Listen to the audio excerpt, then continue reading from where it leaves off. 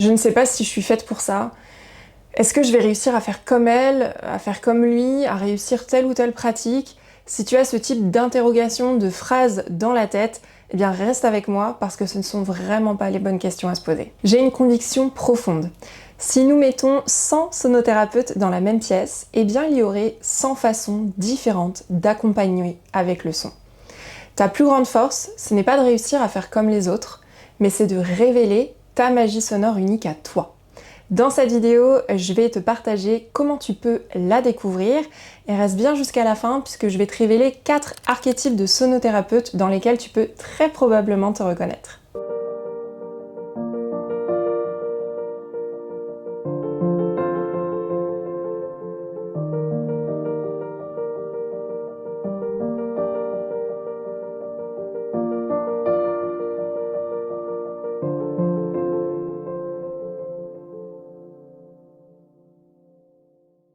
Je suis Clélia Félix, fondatrice de l'Art du Son, la plus grande plateforme en francophonie sur la sonothérapie qui réunit aujourd'hui plusieurs milliers de personnes. Sur cette chaîne, je partage tout ce que je sais sur les thérapies sonores pour te permettre de révéler ta magie à toi. Alors si ces sujets t'intéressent, abonne-toi. Pourquoi tu dois connaître ta magie sonore ? Avant d'entrer dans le vif du sujet, je veux vraiment t'expliquer pourquoi c'est pas quelque chose d'abstrait, mais vraiment quelque chose de fondamental pour ta pratique. En fait, connaître ta magie sonore, ça va te permettre 4 choses très concrètes et très importantes. La première, c'est que ça va te permettre de trouver des clients plus facilement et tout simplement de trouver des clients qui te ressemblent. Parce que les personnes ne vont pas aller chercher une sonothérapeute, un sonothérapeute, mais vraiment une praticienne, un praticien qui leur correspond vraiment. La deuxième raison, c'est que ça va te permettre d'arrêter de t'éparpiller, de vraiment t'aider à bien construire ton offre, à savoir quels vont être tes services phares, plutôt que de lancer plein de services en cherchant lequel va fonctionner. Troisième raison, c'est un métier en pleine expansion, il y a de plus en plus de praticiens, de thérapeutes, et l'avantage que ça a, c'est qu'au milieu de la masse, on te reconnaît, on sait précisément pourquoi on irait te voir toi et pas quelqu'un d'autre. Et surtout, quatrième raison, sûrement la plus importante, c'est que ça va te permettre de vraiment t'épanouir dans ta pratique, d'avoir un type d'accompagnement qui te correspond vraiment, sans chercher à ressembler à quelqu'un d'autre, mais d'être véritablement à ta place. Et ça, crois-moi, ça change tout. Alors c'est quoi la magie sonore? Quand je parle de magie sonore, j'utilise pas le terme magie dans le sens ésotérique du terme. En fait, pour moi, la magie sonore, ça désigne ta façon unique de faire vivre le son, ta manière unique à toi d'accompagner avec le son. En fait, tu as une manière de créer des espaces de transformation avec le son qui sont uniques, que personne d'autre ne pourrait ouvrir, créer de la même manière que toi. Certaines personnes vont plutôt éveiller des émotions, vont avoir une grande capacité à créer un sentiment de sécurité par exemple, d'autres à ouvrir des espaces de créativité. Bref, c'est très vaste parce que, encore une fois, il y a autant de sonothérapie que de sonothérapeutes comme je le disais au début de cette vidéo. Donc d'une personne à une autre, les instruments peuvent être les mêmes, les protocoles identiques ou assez proches, mais en fait l'expérience vécue et proposée ne sera pas du tout la même. C'est ça la magie sonore. Pour te donner un exemple concret, j'ai une élève qui travaillait avec un bol chantant, elle l'aimait énormément, c'était ce bol-là qui l'appelait, mais elle avait la sensation qu'il fallait absolument qu'elle ait toute une panoplie de bols pour être entre guillemets légitime à créer des séances d'accompagnement. Et quand elle a cheminé véritablement vers sa magie sonore personnelle, vers ce qu'elle permettait vraiment de créer comme espace pour les personnes, eh bien en fait, ces séances ont complètement évolué. Elle travaille avec son bol et pas toute une panoplie de bols. Et les séances qu'elle propose sont exceptionnelles, uniques.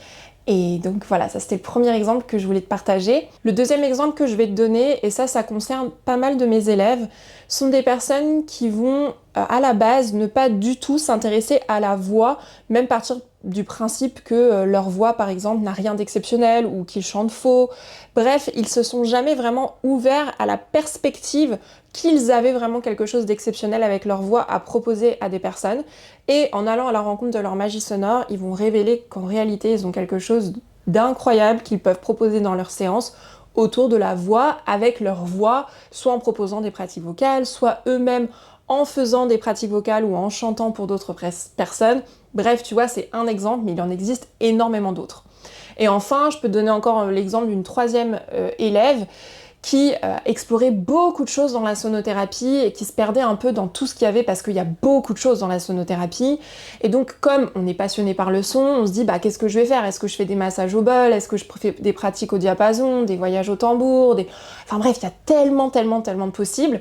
Et en allant rencontrer sa magie sonore personnelle, elle s'est aperçue qu'en fait, elle, ce qu'elle avait à cœur profondément de faire, c'était de créer des espaces où elle permettait aux femmes qui avaient profondément perdu confiance en elles, de se retrouver. Donc maintenant, elle crée des cercles de femmes, des cercles de chant même, avec le tambour, les instruments en cristal, etc.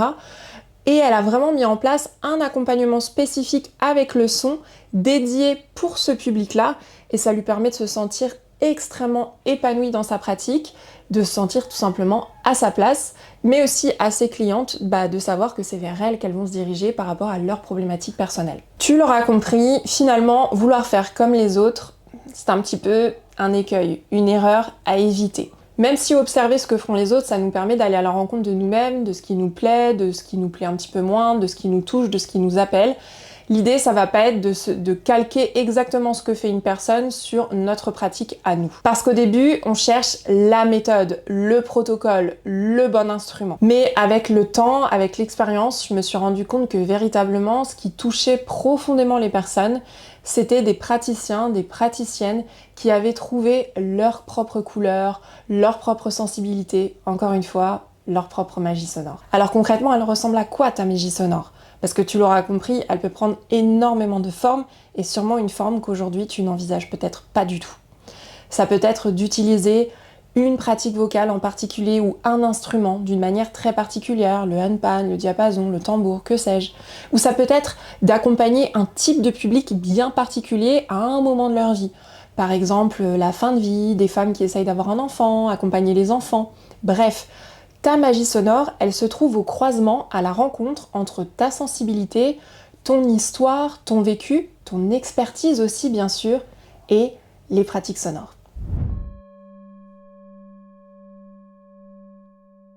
Alors, comment tu vas révéler ta magie sonore? C'est bien plus qu'un processus intellectuel. Je te donne 3 éléments très importants, 3 étapes très importantes. La première, ça va être d'explorer les fondamentaux. Tu peux pas savoir quelle est ta cuisine si tu n'as pas goûté différents fruits, légumes, différents plats. L'idée, ça va vraiment d'oser aller pratiquer, découvrir plein de choses, même d'aller oser aller vers des choses que tu n'envisageais pas ou qui à la base tu te dis peut-être que c'est pas tout à fait pour moi. Bref, d'oser explorer des choses, apprendre, découvrir, essayer des choses, parce que c'est ce qui va te permettre finalement de rencontrer qu'est-ce qui vibre profondément pour toi. Ensuite, la deuxième étape, ça va être de pratiquer. Mais vraiment pratiquer. Beaucoup. Accompagner des personnes, vraiment être à l'écoute de leur retour, leur poser des questions sur comment ils ont vécu ta pratique, comment ils ont vécu ton accompagnement, ta présence, comment ils ont perçu finalement l'espace que tu as créé pour eux. Et petit à petit, ça va te donner vraiment à la fois de la confiance, et ça va te permettre de mettre en lumière ce que tu apportes véritablement aux gens concrètement. Et c'est indépendamment en fait de ta pratique. Peut-être que tu vas commencer par faire des voyages sonores ou par faire des méditations avec des bols. Et en fait, dans les retours des personnes, tu vas constater que finalement, c'est pas l'instrument que les personnes ont gardé, ont retenu. Ce qu'elles ont retenu, ce qu'elles ont perçu, c'est une énergie que tu dégages, quelque chose que tu leur as permis d'explorer. Et tu vas peut-être te rendre compte que parmi toutes les personnes que tu accompagnes ou à qui tu proposes une expérience sonore, eh bien, il y a des retours similaires qui arrivent. Et tout ça, ça va te donner des indications très précises sur ta magie personnelle. Et puis, bien sûr, il y a l'introspection. Je vais donner quelques questions à te poser. Tu peux les noter, note-les sur un carnet, prends le temps d'y répondre. D'ailleurs, tu peux répondre en commentaire. Ça m'intéresse vraiment de te lire. Je lis absolument tous mes commentaires. Donc, vas-y, c'est parti. Première question. Qu'est-ce qui te touche particulièrement chez les autres? Quel type de personne j'ai envie d'accompagner? Et tu peux vraiment répondre de manière totalement intuitive. Il n'y a pas de bonne réponse. Si parfois il n'y a rien qui te vient, c'est pas grave, tu passes à la question suivante. Donc, qu'est-ce qui te touche particulièrement chez les autres? Quel type de personne? Comme ça, là, tu aurais l'appel pour les accompagner. Quel état, question suivante, quel état est-ce que tu veux faire vivre?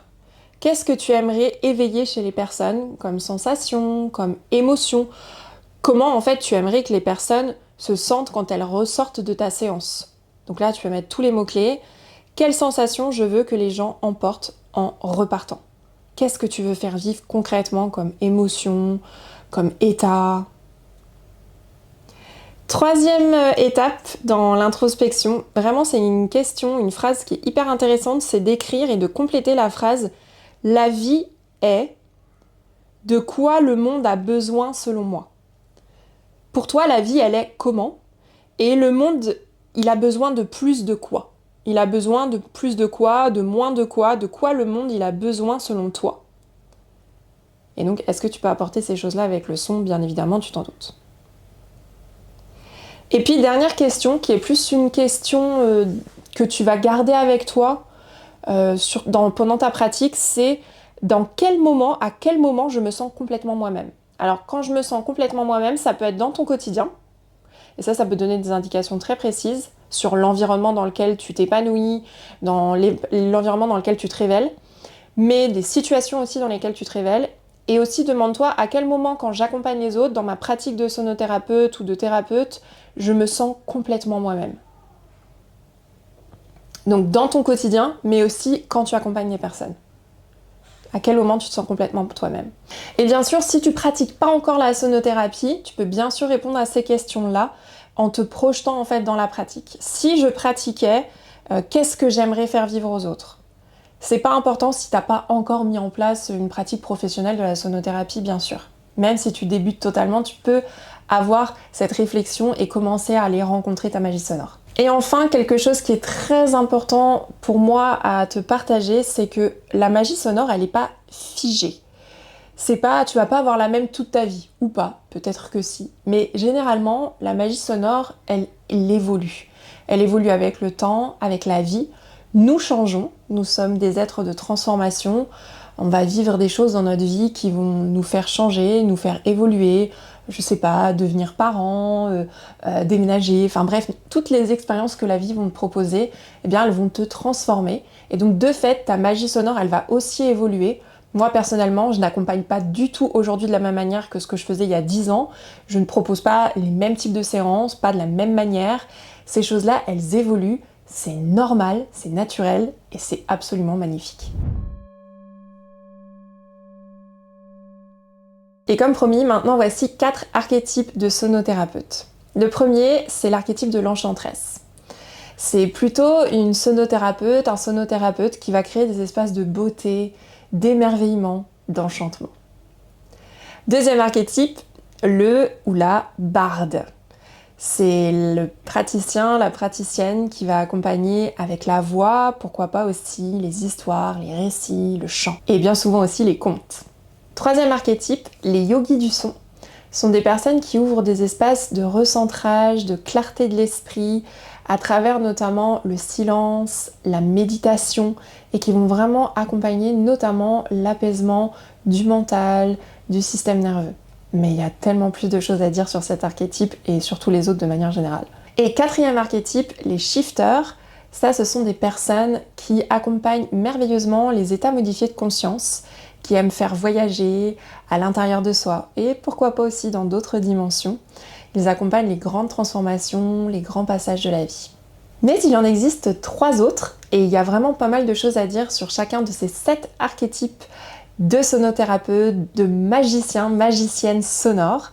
Alors si tu as à cœur de découvrir quels sont tes archétypes, puisqu'on peut en avoir plusieurs, parfois un qui domine, un autre qui est complémentaire, eh bien je t'invite à regarder sous la vidéo puisque je te mets le lien d'un quiz gratuit dans lequel tu vas pouvoir répondre à des questions et découvrir quels sont tes archétypes de magicien, de magicienne sonore, quelle est la magicienne sonore qui sommeille en toi. Dis-moi en commentaire quel archétype tu penses être, ou alors quels sont tout simplement les résultats du quiz, quels sont tes archétypes. Je serai vraiment très heureuse de te lire, je lis tous mes commentaires. J'espère que cette vidéo t'a plu. Si c'est le cas, tu peux t'abonner à la chaîne, ça me ferait vraiment très très chaud au cœur, ça soutient mon travail. Et si ça t'a plu, tu peux aussi regarder la vidéo suivante. À tout de suite.